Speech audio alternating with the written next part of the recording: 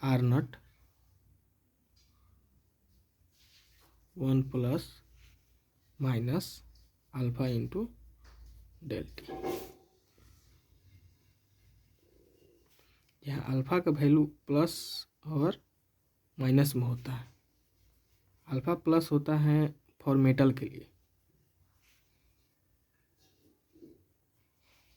Metals के लिए, धातु में, जबकि निगेटिव वैल्यू होता है नॉन मेटल्स एवं सेमी कंडक्टर के लिए। ठीक है, इसी कारण से जब टेम्परेचर का वैल्यू बढ़ता है तो रेसिस्टेंस का मान इसके पॉजिटिव होने के कारण, अल्फा का वैल्यू पॉजिटिव होने के कारण इसका टेम्परेचर का वैल्यू, टेम्परेचर अगर बढ़ाएंगे तो रेसिस्टेंस का वैल्यू बढ़ जाता है मेटल्स में, जबकि टेम्परेचर का वैल्यू अगर बढ़ाएंगे रेसिस्टेंस का वैल्यू घट जाता है नॉन मेटल्स में, मेटल्स एंड सेमी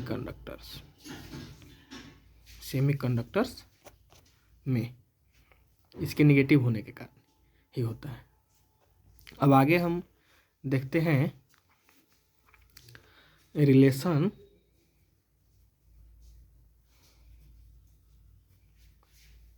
बिटवीन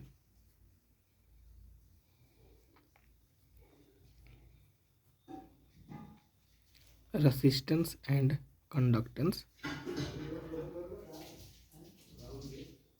और इसके यूनिट्स रेसिस्टेंस और कंडक्टेंस, और उसके बाद से देखेंगे हम रेसिस्टिविटी, विटी एंड कंडक्टिविटी। सिंपली फार्मूला चलते हैं R into rho into L by A, जहाँ रो बोलते हैं हम रेसिस्टिविटी को और एल हो गया लेंथ, ए हो गया एरिया,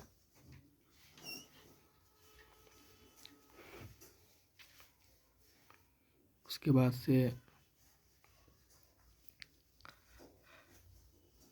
तो कंडक्टेंस जो होता है रेसिप्रोकल होता है रेसिस्टेंस का। कंडक्टेंस को सूचित करते हैं हम जी से, जी 1/r।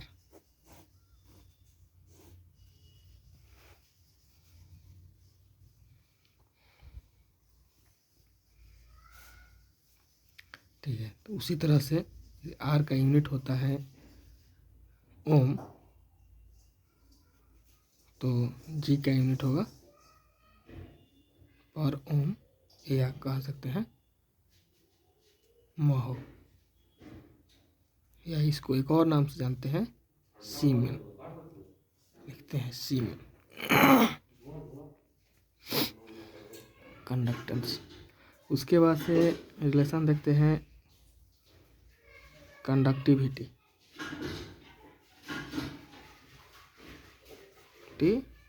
And resistivity. कंडक्टिविटी जो होता है इन्वर्सली प्रोपोर्शनल होता है रेसिस्टिविटी इस तरह तो रेसिस्टिविटी के लिए फॉर्मूला होता है रो आर ए बाई एल। इस फार्मूला से रो का वैल्यू लेंगे तो इसको क्रॉस मल्टीप्लाई करके एल से भाग देंगे वैसे ही, तो इसका यूनिट होगा रो का ओम मीटर। ठीक है, तो इसको डिनोट करते हैं सिग्मा से, सिग्मा का यूनिट हो जाएगा पर मोह पर मीटर, ये लिख सकते हैं मोह पर मीटर, साथ ही सीमेन पर मीटर भी लिख सकते हैं, सीमेन पर मीटर। ठीक, आगे हम चलेंगे कॉम्बिनेशन, कनेक्शन करेंगे, कनेक्शन का रेसिस्टेंस, रसिस्टर का कनेक्शन करेंगे, किस तरह से कनेक्शन किया जाता है। कनेक्शन इसका दो प्रकार से किया जाता है,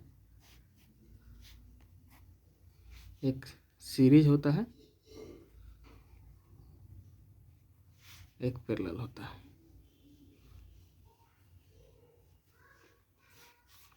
ये होता है श्रेणी क्रम, ये होता है समानांतर क्रम।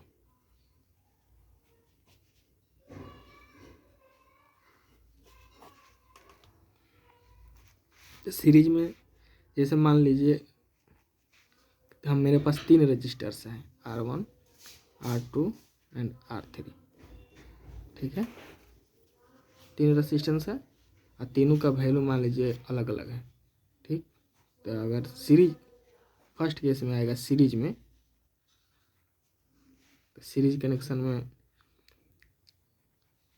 ये हुआ R1 R2, ये हुआ R3, R1 R2 R3,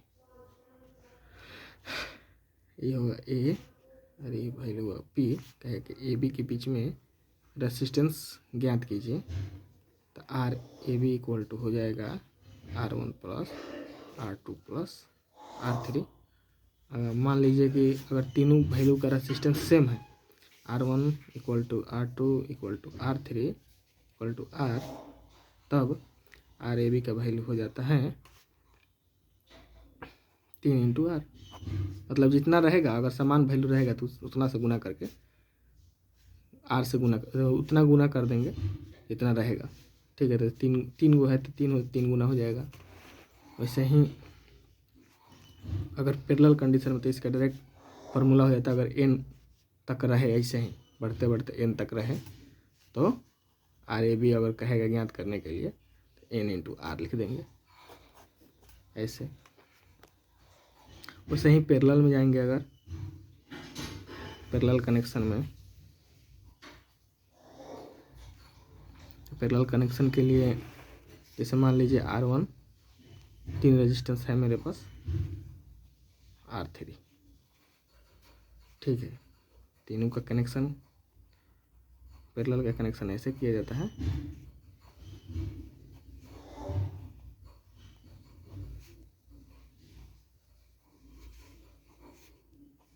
ये हुआ A, ये हुआ मान लीजिए B। ठीक है, ये R1 हुआ, R2 हुआ, R3 हुआ। अब कहेगा कि R इक्विवेलेंट ज्ञात कीजिए ए बी के बीच में, आर ए बी का मान कितना होगा। तो इसको ज्ञात करने के लिए हम 1 बटा करके इसको ऐड करते हैं, आर इक्विवेलेंट ज्ञात करना होता है तो 1 बाई ई कर देते हैं। इसके बाद से R1 1 by R2 plus 1 by R3, तीनों का लेंगे एलसीएम, R1 R2 R3, यहाँ पर हो जाएगा R2 R3 R1 R3 R1 R2।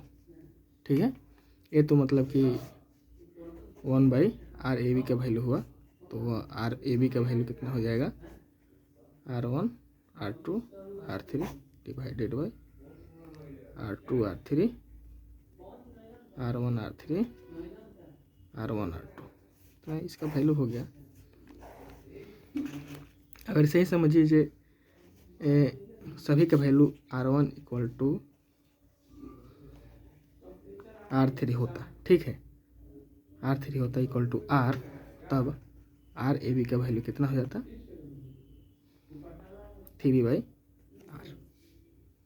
मतलब जितना रहेगा इसका वैल्यू, अगर n तक रहता और यही n तक रहता, ठीक है, तो उस कंडीशन में n बाई R हो जाता है आर इक्विवेलेंट का मान इसमें।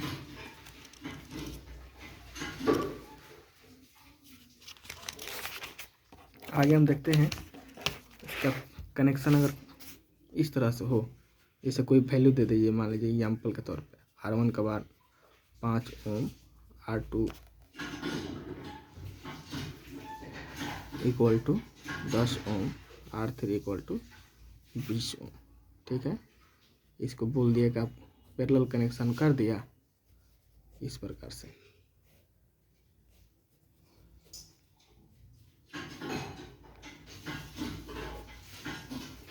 ए हो गया, बी हो गया, इस पे 5 ओम, इस पे 10 ओम, इस पे 20 ओम। कहेगा कि इसको ऐड कीजिए, ठीक है। पैरेलल कनेक्शन था। आर ए बी का वैल्यू आपको एक ट्रिक बतलाते हैं इजी तरीका से इसको बनाने के लिए, बिना आप मतलब एलसीएम से निकाल लें, इसे बना सकते हैं। जैसे हम इसमें एक ऐसे अंक से गुना करेंगे कि जिसका वैल्यू समान आ जाए सबका।